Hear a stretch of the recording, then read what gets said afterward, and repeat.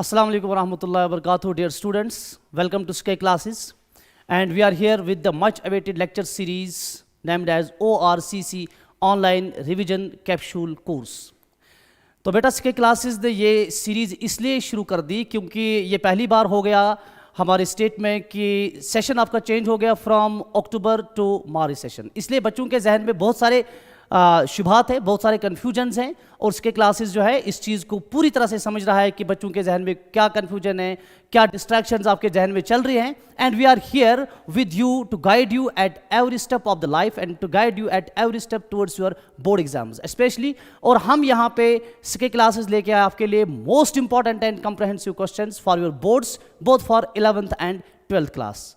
तो I am your Irshad sir, faculty botany at SK classes Rajbagh and Parepura, and this time I will be starting my first lecture in botany, and that will be from class 12th. This will be for class 12th.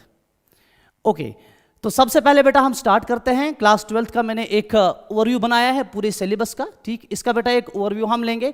पूरा syllabus जो आपका है, ठीक, ये बेटा divide किया गया है इनटू 10 चैप्टर्स। एनसीईआरटी पे ये चैप्टर्स दिए हुए हैं बेटा, ठीक। तो यहाँ पे we'll be discussing this in detail, ठीक। देखिए बेटा, पहला चैप्टर जो आपका है that is sexual reproduction in flowering plants. First chapter, sexual reproduction in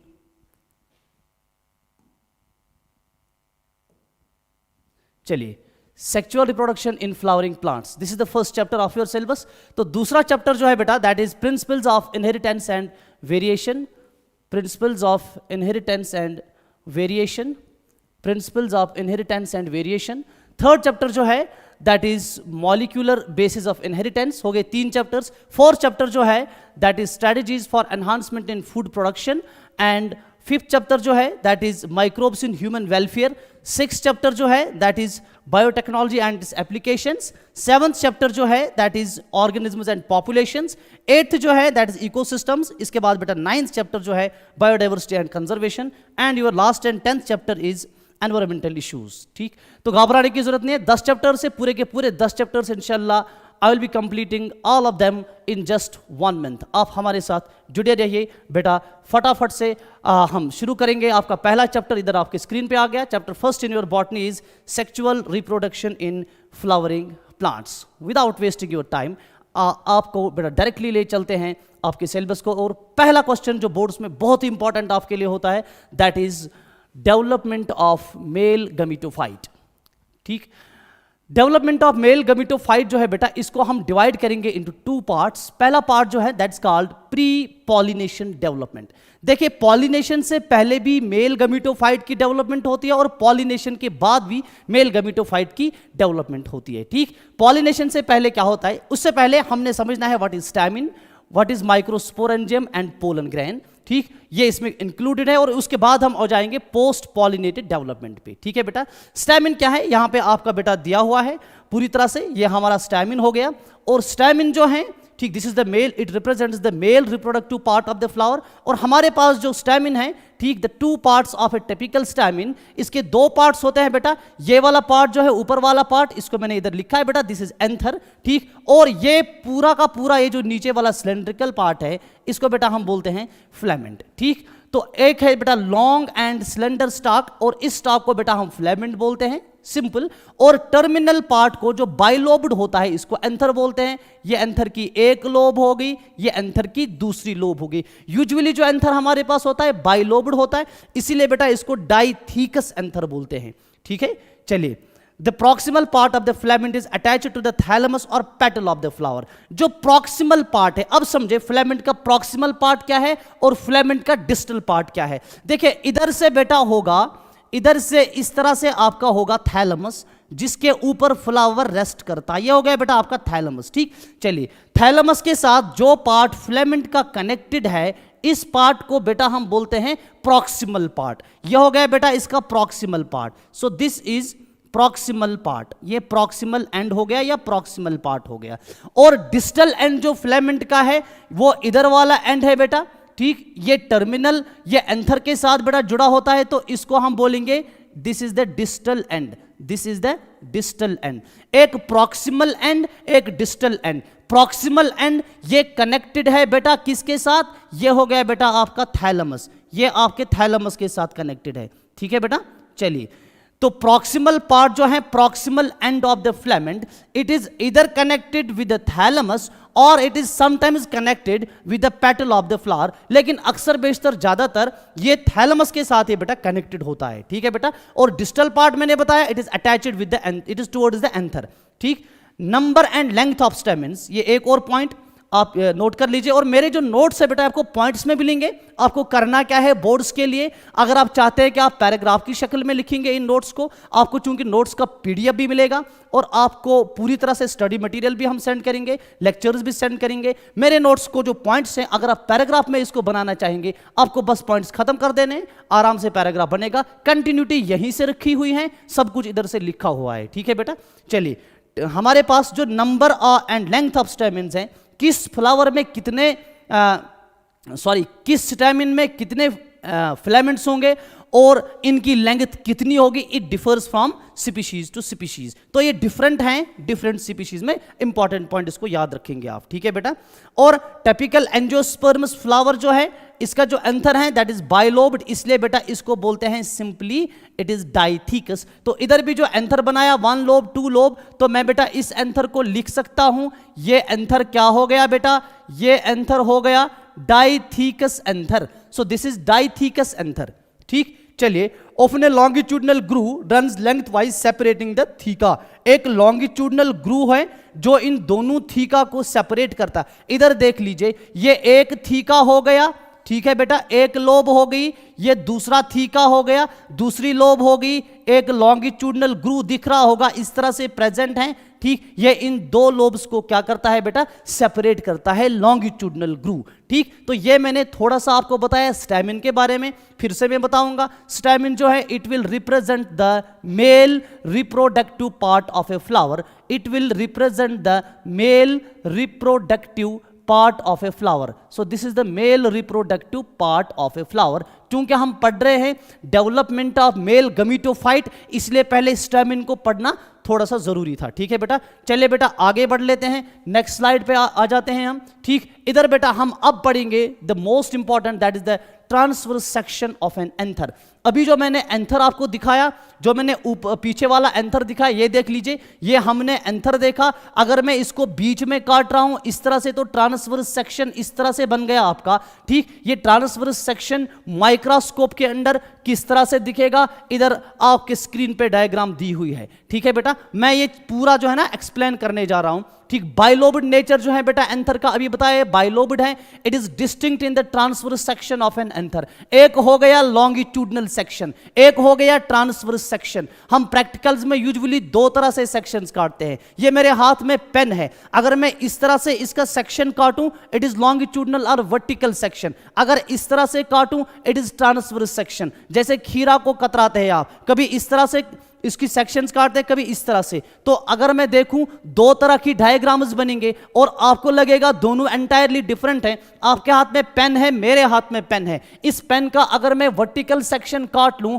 vertical section काट लूं, डायग्राम इस तरह से बन जाएगी। ये थोड़ा अटेंटिव रहना बेटा, डायग्राम इस तरह से बन जाएगी। ये बीच में इसकी रिफल है, ये बीच में बेटा इसकी रिफल है, तो ये वर्टिकल सेक्शन हो गया पेन का। अगर मैं इसी पेन का ट्रांसवर्स सेक्शन काट लूं तो आपको इस तरह से ये सेक्शन दिखेगा। ये पेन का प्लास्टिक केस है बाहर से, और ये बीच में बेटा आपकी रिफिल होगी पेन की, ठीक। ये दोनों डायग्राम्स जो आप बोर्ड पे देख रहे हैं, ये अलग अलग डायग्राम्स नहीं है, बल्कि एक ही चीज की डायग्राम है, आपके पेन की डायग्राम है। एक वर्टिकल सेक्शन काट लिया, एक ट्रांसवर्स सेक्शन काट लिया। ये वाला जो है this is TS of anther, so this is the transverse section of anther, ठीक। इसमें आपको दिखेगा बाइलोब्ड स्ट्रक्चर। ये इधर से एक लोब हो गई, ये इधर से दूसरी लोब हो गई, ठीक। The anther is 4 sided, bilobed है लेकिन 4 साइड्स आपको दिखेंगे। This is side number 1, this is side number 2, this is side number 3, this is side number 4।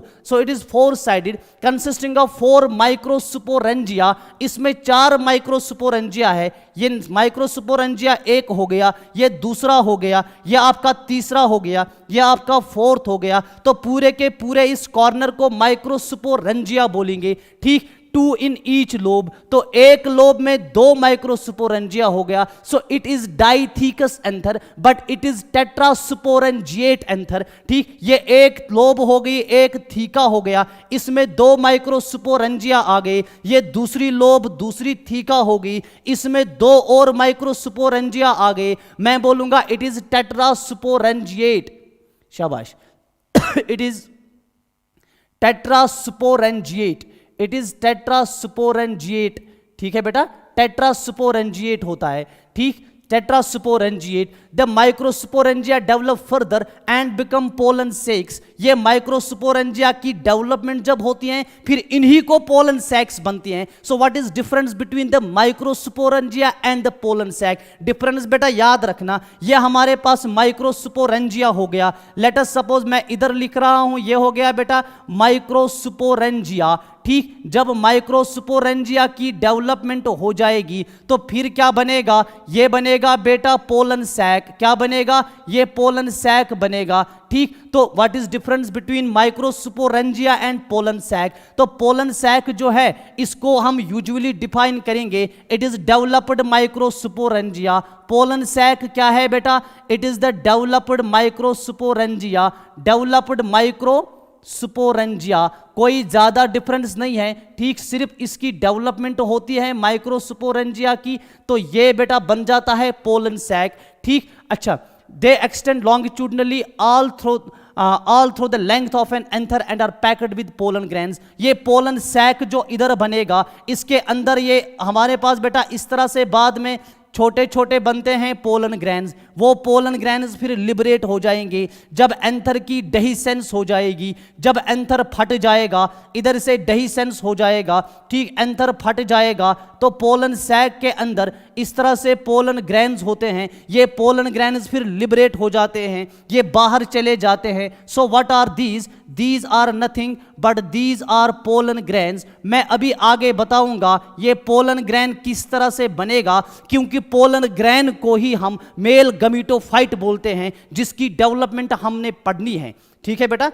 चलिए, हाँ, इसके बाद बेटा आगे बढ़ लेते हैं हम, इधर हम पहुंचे थे, आगे बढ़ लेते हैं, ठीक। ट्रांसवर्स सेक्शन ऑफ माइक्रोस्पोरेंजियम जो हम देखेंगे, इसमें हमारे पास कितनी लेयर्स दिखती है, ठीक। इसमें हमारे पास 4 लेयर्स दिखती हैं। एक लेयर हो गई बेटा outer layer, this is epidermis, ये एपिडर्मिस आपको दिख रहा होगा, ये आउटर लेयर जो है ये एपिडर्मिस हो गई, ये बेटा एपिडर्मिस, ये जो आपको दिख रही है ये वाली लेयर ये एपिडर्मिस हो गई। इसके अंदर वाली लेयर को बेटा एंडोथीशियम बोलते हैं, तो ये वाली लेयर जो है, दूसरी लेयर जो इसके अंदर है, इसको हमने एंडोथीशियम बोल दिया। इसके बाद मिडल लेयर्स है, एंडोथीशियम के अंदर कुछ लेयर्स है बेटा, इन लेयर्स को बेटा हम बोलते हैं मिडल लेयर्स, इनको हम बोलते हैं मिडल लेयर्स, ठीक है बेटा। ये हो गई आपकी मिडल लेयर्स, ठीक। या इधर भी इसने मिडल लेयर दिखाया है, और मिडल लेयर के अंदर वाली लेयर जो है उसको टैपिटम बोल रहे हैं, उस लेयर को टैपिटम बोल रहे हैं। मैं थोड़ा सा टैपिटम को हाईलाइट करूंगा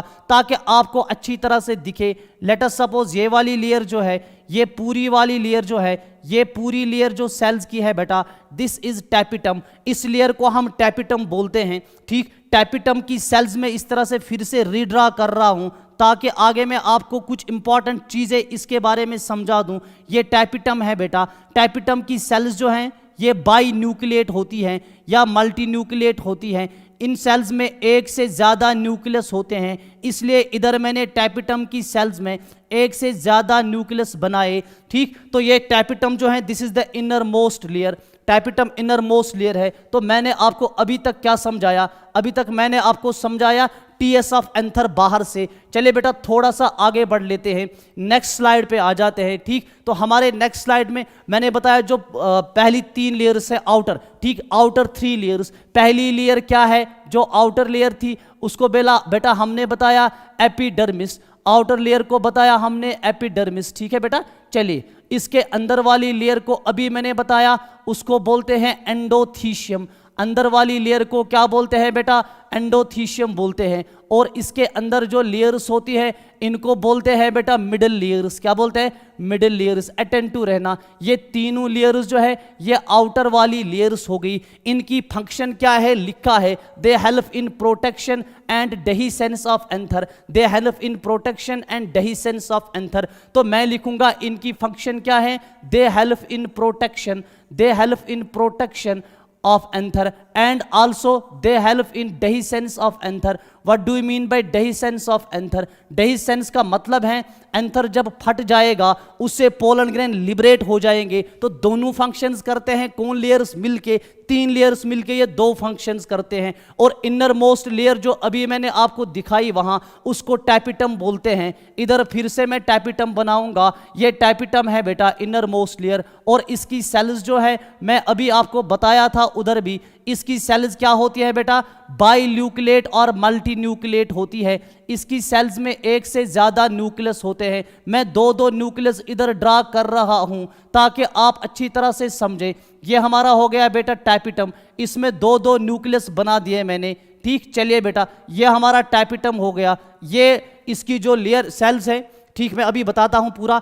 इसकी फंक्शन क्या है, टैपिटम की फंक्शन मैं इधर बेटा लिख रहा हूं। ये हमारे पास जो मैंने इधर ये वाली सेल ड्रा की, ये वाली सेल लेयर ड्रा की, दिस इज टैपिटम। इसकी बहुत सारी फंक्शंस हैं। इंपॉर्टेंट क्या क्या है जो याद रखना है, ठीक, it nourishes the developing pollen grains. एक इसकी फंक्शन नरिशमेंट है, ये बेटा क्या करता है, it nourishes the developing pollen grains, pollen grains को नरिशमेंट देता है। और इसकी जो सेल्स है, सेल्स में होता है बेटा dense cytoplasm and more than one nucleus, मैंने पहले ही ड्रा कर दिया। और इधर से बेटा इसका साइटोप्लाज्म जो है, इनमें बहुत ज्यादा साइटोप्लाज्म होता है। ठीक, दे कंटेन डेंस साइटोप्लाज्म। ठीक, इसकी जो सेल्स हैं दे कंटेन डेंस साइटोप्लाज्म, तो इसमें डेंस साइटोप्लाज्म भी होता है। तो मैं इधर बेटा लिखूंगा they contain dense cytoplasm, they contain dense cytoplasm. ठीक, और क्या होता है, जो सेल्स हैं दे आर बाइन्यूक्लिएट, दे आर बाइन्यूक्लिएट और दे आर मल्टी न्यूक्लिएट, इनमें एक से ज्यादा न्यूक्लियस होते हैं। टैपिटम की बात कर रहे हैं। अब आपके टेक्स्ट बुक पे ये क्वेश्चन बेटा दिया हुआ है, ये एग्जैक्टली आपके एनसीईआरटी टेक्स्ट का क्वेश्चन है, इसका मैंने आंसर भी लिख लिया। ये क्वेश्चन इंपॉर्टेंट इसलिए बोर्ड्स के लिए, वेरी शॉर्ट आंसर आ सकता है, 1 मार्क्स का ये क्वेश्चन आ सकता है। क्वेश्चन क्या है, can you think of how tapetal cells could become binucleate, tapetal cells किस तरह से बाइन्यूक्लिएट बनती हैं, इसका जवाब सुन लीजिए। कैरियोकाइनेसिस होती हैं, it is not followed by cytokinesis. Karyokinesis में क्या होता है, ये आपकी सेल हो गई, इसकी कैरियोकाइनेसिस हो गई। तो कैरियोकाइनेसिस में हो जाएगा एक न्यूक्लियस डिवाइड और ये बनाएगा 2 न्यूक्लियस। ठीक, इसके बाद हो जानी है साइटोकाइनेसिस, तो इसके बाद साइटोप्लाज्म डिवाइड हो जाएगा, ये अलग सेल बनेगी, ये अलग सेल बनेगी। लेकिन अगर कैरियोकाइनेसिस हो गई, आपका साइटोकाइनेसिस नहीं हो गया, तो सेल बनेगी बाइन्यूक्लिएट। ये इस सवाल का जवाब हो गया जो अक्सर आपको बोर्ड में पूछा जा सकता है। ठीक, इसके बहुत ज्यादा चांसेस है, वेरी शॉर्ट आंसर क्वेश्चन आ सकता है या आपका 1 मार्क्स वाला क्वेश्चन भी आ सकता है। ठीक है बेटा, चलिए next point. When the anther is young, a group of compactly arranged homogeneous cells called the sporogenous tissue occupies the center of each microsporangium. This is very very important. देखिए बेटा, अब जब एंथर यंग है, जब anther young होगा, ठीक, जब anther young होगा तो इसके अंदर इस तरह से बेटा ग्रुप ऑफ सेल्स होगा, ग्रुप ऑफ सेल्स होगा इस तरह से बेटा, इसके अंदर होगा compactly arranged group of cells, compactly arranged group of cells इस तरह से, these are compactly arranged, that means एक दूसरे के साथ ये सेल्स जुड़ी हुई है। और इन सेल्स को बेटा क्या बोलते हैं, इनको बोलते हैं स्पोरोजीनियस टिश्यू, और स्पोरोजीनियस सेल्स भी बेटा इनको बोलते हैं। ये जो सेल्स हैं इनको बेटा बोलते हैं हम sporogenous cells. They are present inside और in the centre of each microsporangium, तो इसको बेटा हम बोलेंगे sporogenous cells, these are called sporogenous cells, इनको बेटा बोलेंगे स्पोरोजीनियस सेल्स। ठीक, इधर की स्लाइड पे मैं आपको ये दिखा रहा हूं। ठीक, ये वाली सेल्स जो है ना, ये वाली सेल्स टैपिटम के अंदर जितनी भी सारी सेल्स है, दीज आर स्पोरोजीनियस सेल्स। ठीक, अब मैं इनको इधर डिटेल में थोड़ा सा बेटा समझा रहा हूं आपको। ठीक, स्पोरोजीनियस सेल्स को, इसको थोड़ा सा डिटेल में समझने की जरूरत है। ठीक, हाँ चलिए, नाउ दीज आर सुपोरोजीनियस सेल्स। ये सुपोरोजीनियस सेल्स जो है ये होती है बेटा आपके ये माइक्रोस्पोरेंजियम के सेंटर में होती है, ठीक। अब देख माइक्रोस्पोरोजेनेसिस किस तरह से हो जाएगी, जिसको हम एग्जैक्टली बोलेंगे डेवलपमेंट ऑफ मेल गैमेटोफाइट, ठीक। जब एंथर डेवलप होता है तो सुपोरोजीनियस सेल्स जो होती है पहले ये कंपैक्टली अरेंज्ड होती है, तो इसमें क्या हो जाएगा बेटा, जब एंथर डेवलप होता है द सेल्स ऑफ सुपोरोजीनियस टिश्यू जो है दे अंडरगो मियोटिक डिविजन्स, इनमें मियोटिक डिवीजन हो जाएगा, ठीक, टू फॉर्म माइक्रोस्पोर टेट्राड्स। देखो ये एक हमारे पास सुपोरोजीनियस सेल हो गई, लेट अस सपोज ये एक मैंने इधर से बेटा ले ली सुपोरोजीनियस सेल, ये आपकी सुपोरोजीनियस सेल हो गई, इसमें हो जाएगी मियोसिस। क्या हो जाएगी इसमें बेटा, इट अंडरगोज मियोटिक डिवीजन, इसमें बेटा इस तरह से हो जाएगी मियोसिस। ये सुपोरोजीनियस सेल्स जो हैं इनमें बेटा हो जाएगी meiosis and they will form microspore tetrad. ये 4 सेल्स का टेट्राड बनाएंगे, ये एक सेल, ये दूसरी सेल, ये तीसरी सेल, एक इसके पीछे वाली सेल, हो गई 4 सेल्स, ठीक। तो हमारे पास what would be the ploidy of the cells of tetrad, तो इस टेट्राड के सेल्स की प्लाइडी क्या होगी, एनसीईआरटी टेक्स्ट का बेटा क्वेश्चन है, फिर से 1 नंबर वाला क्वेश्चन बोर्ड में आ सकता है।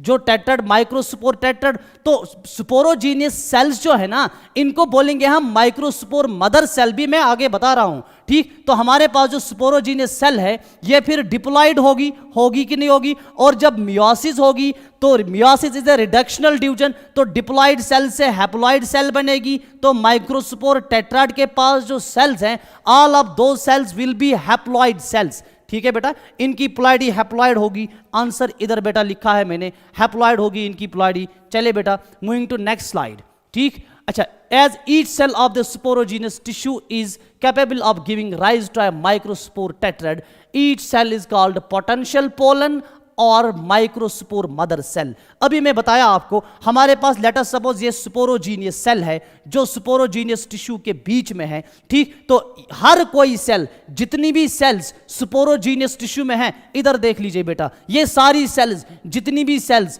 सुपोरोजीनियस टिश्यू के अंदर है, हर किसी सेल के पास क्षमता है, उसमें पोटेंशियल है to develop into the pollen grain, to develop into the pollen grain, ठीक। इसलिए बेटा या माइक्रोस्पोर टेट्राड को ये आगे पोलन ग्रेन बनाएगी, इसलिए इस सेल को बेटा बोलते हैं पोटेंशियल पोलन। इसको बेटा क्या बोलेंगे, पोटेंशियल पोलन, ठीक। ये समझ लेना, इस सेल के बहुत सारे नाम हैं, आप इसको पोटेंशियल पोलन बताओ, आप इसको पोलन मदर सेल बताओ, आप इसको माइक्रोस्पोर मदर सेल बताओ, ठीक। आप इसको सुपोरोजीनियस सेल बताओ, ये सारे नाम इसी के हैं। आप इसको बताओ बेटा सुपोरोजीनियस सेल, ठीक। ये होती तो है, कहां पे होती हैं ये सेल जो है सुपोरोजीनियस टिश्यू की सेल है, तो ये सेल जो है बेटा, ये सेल हमारे पास डिप्लॉइड सेल है कि नहीं। माइक्रोस्पोरोजेनेसिस क्या है, the process of formation of microspores, याद रखें important point, the process of formation of microspores from a pollen mother cell, PMC लिखा, पोलन मदर सेल मैंने इधर, पोलन मदर सेल से क्या बनेंगे, the process of formation of microspores, इससे microspores बनेंगे, इसीलिए दूसरा नाम इसका हमने इधर बेटा लिख लिया माइक्रोस्पोर मदर सेल, ठीक। तो पोलन मदर सेल या माइक्रोस्पोर मदर सेल कहो, इसका बेटा हो जाएगा मियोटिक डिवीजन, ठीक। और मियोसिस से क्या बनाए, अच्छा, the process of formation of microspores, ये माइक्रोस्पोर्स बेटा बनाएगी, and these microspores are in the form of tetrads, ठीक। ये 4 सेल्स है, 1 2 3, एक इसके पीछे वाली सेल है, ठीक। इसको बेटा बोलते हैं माइक्रोस्पोरोजेनेसिस। तो यहां पे कौन सी प्रोसेस होगी, यहां पे बेटा मियोसिस हो जाएगी। मैं फिर से बताऊंगा what is microsporogenesis, formation of microspores from microspore mother cell by a process of meiosis is called microsporogenesis. तो यहां पे बेटा ये बन गया हमारे पास माइक्रोस्पोर टेट्राड, क्या बन गया बेटा, ये बन गया माइक्रोस्पोर टेट्राड। ये माइक्रोस्पोर टेट्राड बेटा हमारे पास बन गया, इसमें 4 सेल्स होती है, ठीक। The microspores as they are formed are arranged in cluster of 4 cells, जो मैंने बताया इसको बेटा बोलेंगे माइक्रोस्पोर टेट्राड। ये माइक्रोस्पोर टेट्राड बन गया आपका, ठीक। इसके बाद नेक्स्ट पॉइंट याद रख ले, as the anthers mature and dehydrate, जब एंथर मैच्योर हो जाएगा वहां पे डिहाइड्रेशन हो जाएगी, यानी कि सुपोरोजीनियस टिश्यू के अंदर अंदर जो cells, this is important point, थोड़ा ध्यान रख लीजिएगा बेटा, मैं फिर से ये बताऊंगा। ये स्पोरोजीनियस सेल्स जो है ना, मैंने बार बार बताया, these are compactly arranged cells, ये एक दूसरे के साथ जोर से जुड़ी हुई सेल्स है। और क्यों ये एक दूसरे के साथ इस तरह से बंद है? क्योंकि इन सेल्स में मॉइस्चर जो होता है ना, जो वाटर होता है, ठीक, वो वाटर क्या करता है, वो इसमें एडिशन एंड कोहेशन का फोर्स होता है, वो इनको एक दूसरे के साथ जोड़ के रखता है, ठीक। उसके बाद जब एंथर की डेवलपमेंट होती है, ये वाटर डिहाइड्रेट हो जाता है, ये वाटर बाहर चला जाता है। तो हमारे पास जब ये वाटर बाहर चला गया, ठीक, तो पहले ये सेल्स कंपैक्टली अरेंज्ड सेल्स होती हैं, उसके बाद जब एंथर की डिहाइड्रेशन होती है, जब मैच्योर होता है एंथर, वाटर मॉइस्चर कंटेंट खत्म हो जाता है, microspores dissociate from each other and develop into pollen grains. ये माइक्रोस्पोर्स जो है ना, जो टेट्राड बनाए थे, जब डिहाइड्रेट हो जाएंगे, ये चारों सेल्स बिखर जाएंगे, ये एक दूसरे से अलग हो जाएंगे, ठीक। तो मैं लिखूंगा माइक्रोस्पोर टेट्राड जो है बेटा, इसकी हो जाएगी डिसोसिएशन। शाबाश, क्या हो जाएगी? डिसोसिएशन हो जाएगी सेल्स की। क्यों हो जाएगी डिसोसिएशन? क्योंकि हो जाएगा बेटा डिहाइड्रेशन। क्या हो जाएगा? डिहाइड्रेशन हो जाएगा, उससे डिसोसिएशन हो जाएगी। तो ये चारों की चारों सेल्स अलग अलग चली जाएंगी, ये बिखर जाएंगी, ये सेल्स ये अलग अलग चली जाएंगी। ये सारी सेल्स ये डिप्लॉइड थी, तो ये हमारे पास हैप्लॉइड सेल्स है। जब ये अलग अलग जाएंगे, ये भी हैप्लॉइड बनेगी, ये भी हैप्लॉइड ही होगी, ये भी हैप्लॉइड ही होगी, ये भी हैप्लॉइड ही होगी। अब इन सेल्स को हम बोलते हैं माइक्रोस्पोर्स। शाबाश, इन सेल्स को बेटा क्या बोलते हैं? इनको बेटा हम बोलते हैं microspores. So these are microspores. Inside each microsporangium several thousand of microspores और पोलन ग्रेन्स आर फॉर्म्ड। ठीक, इसको आप माइक्रोस्पोर बताएं या इसको बेटा आप पोलन ग्रेन बताएं, कोई ज्यादा डिफरेंस नहीं है। मैं अभी समझाऊंगा what is difference between microspore and pollen grain. Microspore जो है, जब इसकी और डेवलपमेंट हो जाएगी, यही कन्वर्ट हो जाएगा पोलन ग्रेन में। तो इधर मैं लिखूंगा माइक्रोस्पोर जो है, जब इसकी डेवलपमेंट हो जाएगी, ये पोलन ग्रेन में कन्वर्ट हो जाएगा। ठीक, तो inside each microsporangium several thousand of microspores और pollen grains are formed which are released with dehiscence of anther. Anther फट जाएगा, पोलन ग्रेन रिलीज हो जाएगा। Now the exact pollen grain, जो पोलन ग्रेन हमारे पास बनेगा, it will represent the male gametophytes. ठीक, याद रखें,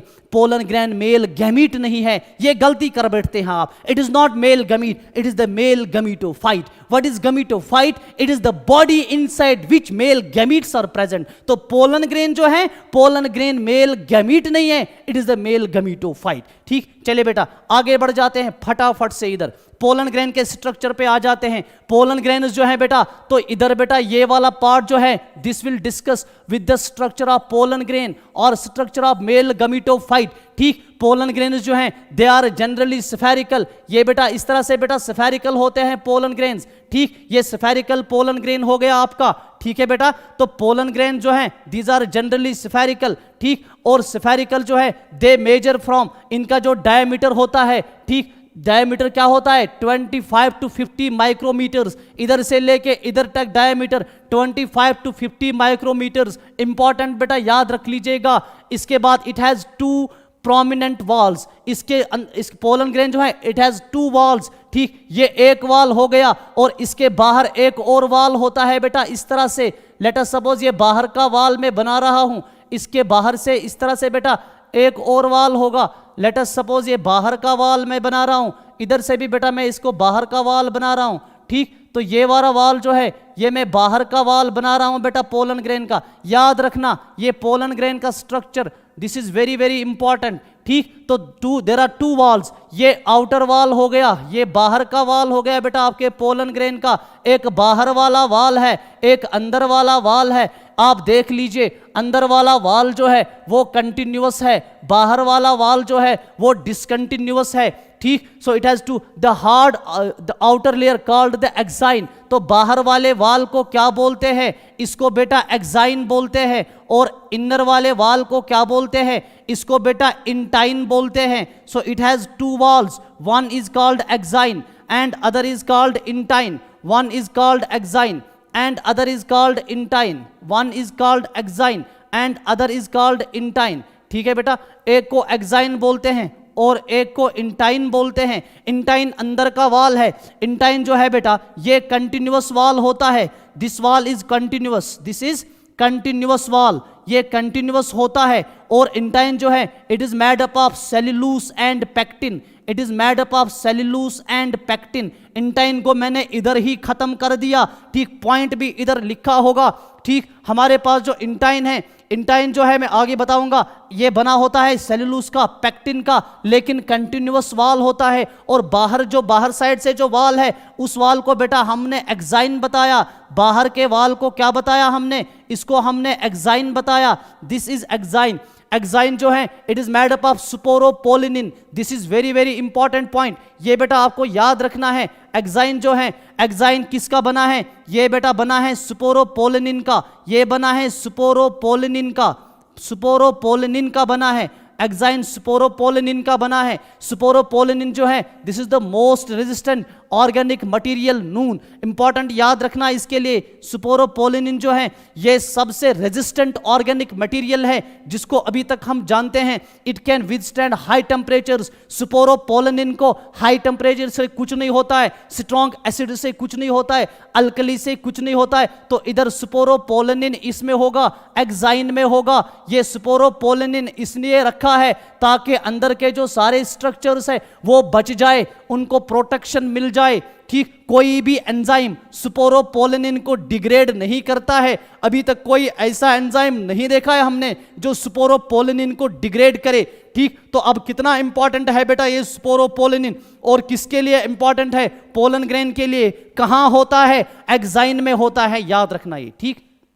चलिए, और पोलन ग्रेन जो है इसके एक्साइन में प्रोमिनेंट एपर्चर्स होते हैं, प्रोमिनेंट एपर्चर्स होते हैं। यहां पे थोड़े से होल्स होते हैं, इनको बेटा एपर्चर्स बोलते हैं, ठीक। ये प्रोमिनेंट एपर्चर्स होते हैं। यहां पे स्पोरोपोलिनिन एब्सेंट होता है, वो मैंने बेटा आपको अभी मैं बता रहा हूं, ठीक। वायर स्पोरोपोलिनिन इज एब्सेंट, इधर स्पोरोपोलिनिन एब्सेंट होता है। क्यों होता है एब्सेंट, आगे वो भी हमें पता चलेगा। पोलन ग्रेन्स जो हैं they are well preserved as fossils because of the presence of sporopollenin. Sporopollenin की वजह से, since it is hard, since it is durable, it resistant strong acids, it resistant high temperatures, pollen grains can be stored as fossils, ठीक है बेटा। Exine जो है it exhibits a fascinating array of patterns and designs. इसके different designs होते हैं exine के। मैंने एक डिजाइन बना दिया इधर, ठीक। आई होप कि ये वाला डिजाइन भी आपको थोड़ा सा पसंद आया होगा। इसके डिफरेंट डिजाइंस होते हैं, ठीक, स्पोरोपोलिनिन के, ठीक। तो डिफरेंट स्पीशीज में डिफरेंट डिजाइंस होते हैं। एक बार फिर यहां पे आ गया आपकी टेक्स्ट बुक का एक question, very short answer type board में पूछा जा सकता है। Why do you think the exine should be hard, what is the function of germ pore. अच्छा, जहां पे स्पोरोपोलिनिन एब्सेंट होता है इस एरिया को बेटा हम बोलते हैं, क्या बोलते हैं इसको हम बोलते हैं बेटा जर्म पोर बोलते हैं इसको, ठीक। अच्छा, तो what is the why do you think the exine should be hard? Exine protects the pollen grains from unfavorable environmental conditions, that is why exine must be hard, ठीक है बेटा। और इसके साथ एक और क्वेश्चन है, what is the function of germ pore? Germ pores provide way for development of pollen tubes। अभी जब हम मेल गमीटोफाइट का पोस्ट पॉलिनेशन डेवलपमेंट पढ़ेंगे वहां पे पोलन ट्यूब इधर से डेवलप होगा, इसी बेटा जर्म पोर से निकल के आएगा। अगर जर्म पोर नहीं होता तो अंदर से पोलन ट्यूब डेवलप ही नहीं होता, क्योंकि बाहर तो फिर एक्साइन हर जगह था, इसमें स्पोरोपोलिनिन था। दिस इज हार्ड, ये अलाउ नहीं करता पोलन ट्यूब की development, that is why germ pore must be there, ठीक है बेटा। आगे बढ़ लेते हैं, थोड़ा सा आगे बढ़ेंगे बेटा।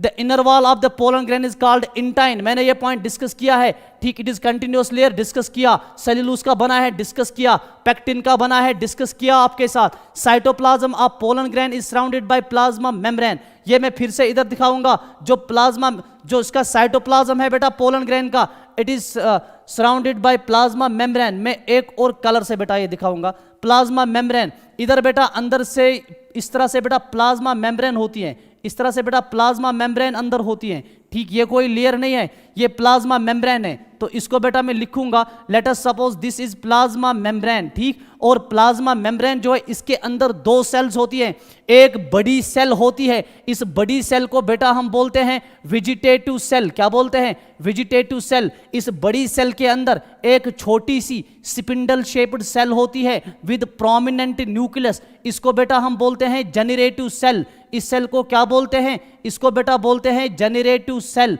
तो पोलन ग्रेन के अंदर कितनी सेल्स होती हैं? दो सेल्स होती हैं, एक वेजिटेटिव सेल होती है, एक जनरेटिव सेल होती है, ठीक है बेटा।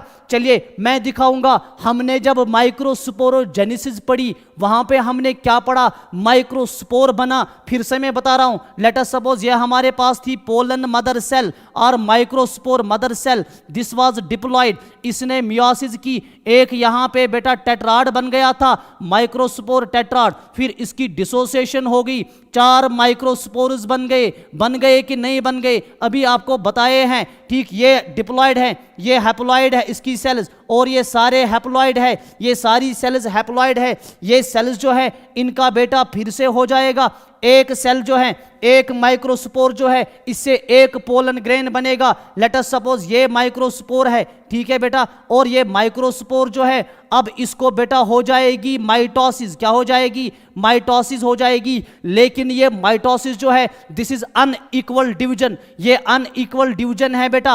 अनइक्वल डिवीजन का मतलब क्या है? एक सेल बड़ी बनेगी, एक सेल छोटी बनेगी। ये हमारे पास ये माइक्रोस्पोर था, जब माइटोसिस होगी तो इस तरह से बेटा दो सेल्स बनेंगे, एक सेल बड़ी बनेगी, एक सेल छोटी बनेगी। वही तो इधर बनाए, इसी को बेटा बोलते हैं पोलन ग्रेन। इसको बेटा क्या बोलते हैं? तो पोलन ग्रेन और माइक्रोस्पोर के बीच में डिफरेंस क्या है? जब माइक्रोस्पोर की फर्दर डेवलपमेंट होगी it will be converted into pollen grain. तो डेवलपमेंट क्या है? एक माइटोटिक डिवीजन होगा, उस माइटोटिक डिवीजन से दो अनइक्वल सेल्स बनेंगे। अगर ये हैप्लॉयड हैं, ये सेल भी हैप्लॉयड, ये सेल भी हैप्लॉयड, तो मैं बताऊंगा इधर वेजिटेटिव सेल भी हैप्लॉयड होगी, जनरेटिव सेल भी हैप्लॉयड होगी। What is difference between vegetative cell and generative cell? इधर देख लीजिए बेटा, ठीक।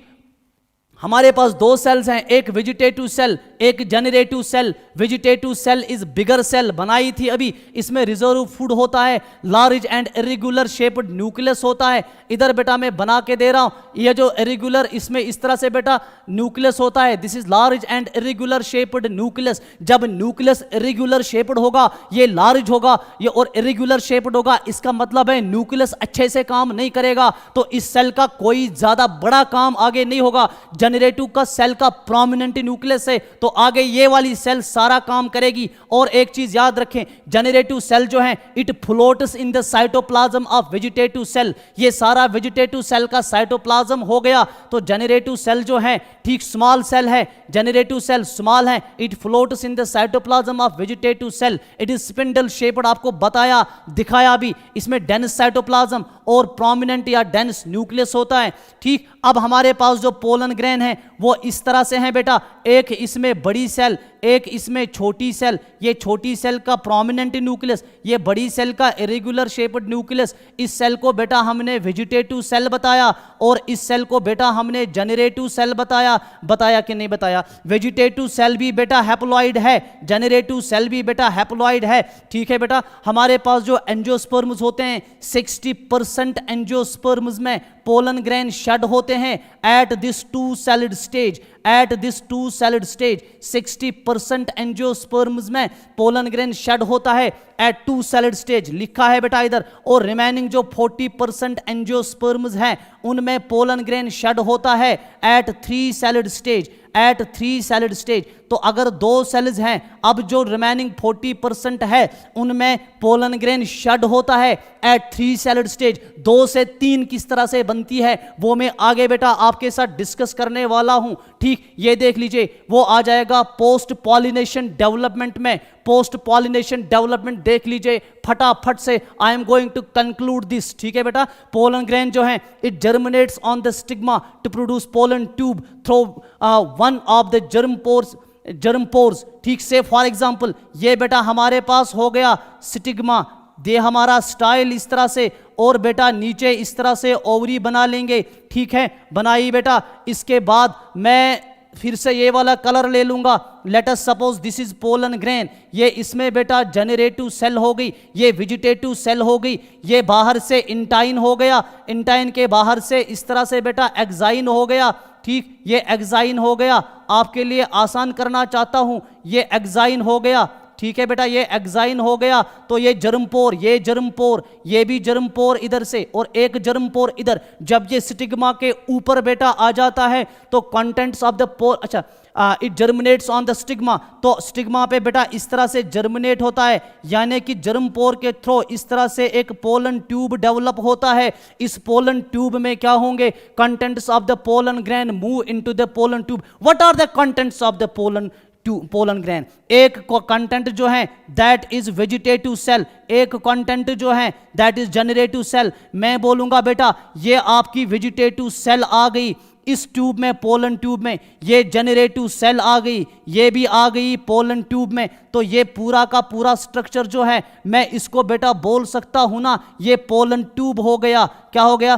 Pollen tube. तो इसके कंटेंट्स इधर आ गए। Pollen tube grows through the tissues of stigma style and reaches the ovary. Pollen tube ovary के अंदर जाएगा, यहां पे बेटा ओव्यूल होगा, फिर आगे फर्टिलाइजेशन किस तरह से होगी मैं दूसरे लेक्चर में डिस्कस करूंगा। लेकिन इन सम प्लांट्स ये याद रखें, pollen grains are shed at two celled condition, जो मैं अभी बता रहा हूं 60% एंजियोस्पर्म्स में टू सेलिड ये स्टेज पे पोलन ग्रेन शेड होता है, ठीक, a vegetative and a generative cell, ठीक। इन प्लांट्स में क्या होता है, generative cell divides and forms two male gametes. इधर जनरेटिव सेल है तो जनरेटिव सेल इधर ही डिवाइड करेगी माइटोटिकली, ये बनाएगी बेटा टू मेल गमीट्स, तो ये दोनों जो बन गए ये माइटोटिक डिवीजन से होगा। So what are these are male gametes, ठीक। अब बेटा समझ लें पोलन ग्रेन के अंदर मेल गमीट कौन है।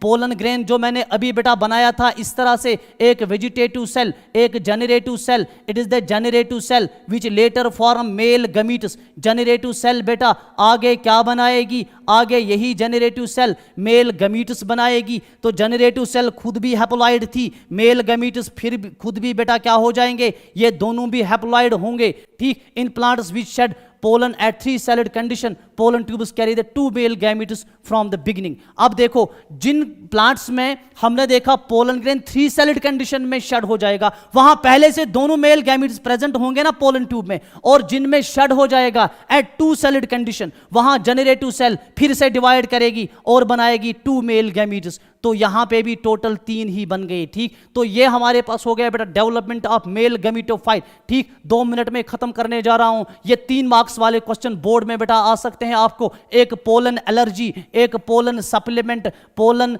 Viability and cryo preservation. Pollen allergy क्या है, बहुत सारे पोलन ग्रेन्स जो होते हैं दे काज सीवियर एलर्जीज, ब्रोंकियल एफिलिक्शंस, और कुछ जो हमारे पास पर्सन्स हैं उनमें बेटा डिजीज भी काज करती हैं। एक डिजीज पोलन ग्रेन से होती है, पोलन एलर्जी से, दैट इज कॉल्ड एजमा, जिसको अस्थमा बोल रहे हैं, ठीक है बेटा। एजमा भी होगा, ब्रोंकिटिस भी होगा, ठीक। और हमारे पास एक प्लांट है parthenium, this is very important. Parthenium जो है इसके पोलन ग्रेन्स एलर्जिक होते हैं। पार्थीनियम जो प्लांट है इसके पोलन ग्रेन्स एलर्जिक होते हैं। पार्थीनियम का ये इसका बॉटेनिकल नेम है, इसको आम लैंग्वेज में बोलते हैं कैरेट ग्रास। ये इंडिया में इंपोर्ट किया गया, यहाँ पे व्हीट की बहुत ज़्यादा किल्लत हो गई थी, इंपोर्ट किया गया था व्हीट के साथ, उसी के साथ आ गया पार्थीनियम के सीड्स। पार्थीनियम जो है ये एक वीड है, ठीक है बेटा, और फिर यह हर जगह फैल गया और पोलन एलर्जी बहुत ज़्यादा हो गई। जो हमारे पास पार्थीनियम है, ठीक, इससे पूरी इंडिया में एलर्जी फैल गई। तो ये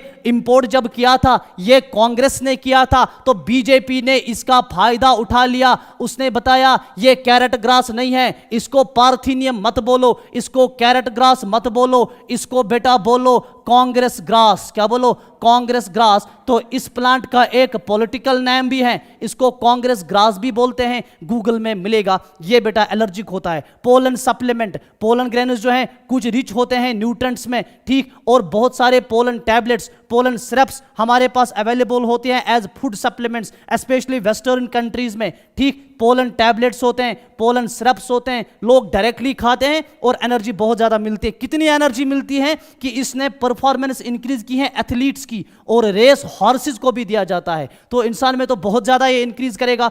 लास्ट स्लाइड, 1 मिनट में बेटा खत्म करेंगे। Pollen viability, what is pollen viability?